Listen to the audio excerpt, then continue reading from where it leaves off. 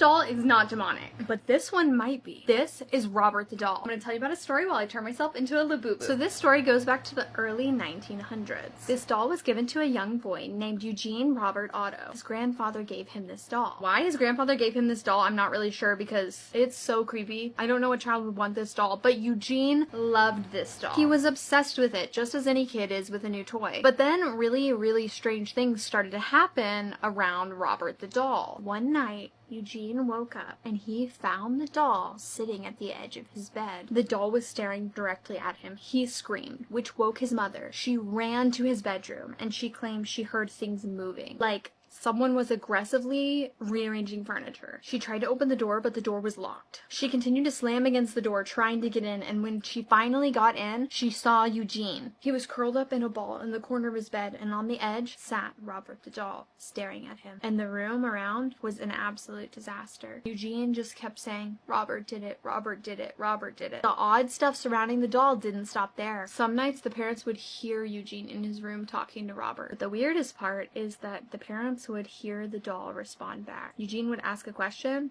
and then Robert would answer it, and it was two different voices. Another weird thing that would happen again and again and again, when they would leave the house, when they would get home, the doll would be standing looking out of the upstairs window and nobody was there to move him, almost like he was waiting for them to return home. And one of the craziest claims that that family made is that the parents literally saw the doll run up a flight of stairs. What? What do you mean you saw a doll run up a flight of stairs and you didn't get rid of the doll? I'm just saying, 100% that doll would have been gone. They also witnessed the doll speaking by itself. And I don't know why everyone's just acting like this is totally normal. Eugene keeps this doll his whole life, and when he gets older, it gets worse. After Eugene's parents passed away, and when he was a full adult, he gave this doll its own room with a window looking out at the street. And at this point, Eugene was married, and his wife noticed that there was something weird going on with this doll, and she was creeped out by it, and she's like, "This doll's gotta go. Like, it can't be here." So she convinced Eugene, her husband, into locking Robert the doll in the attic inside of a chest. And he did it. And that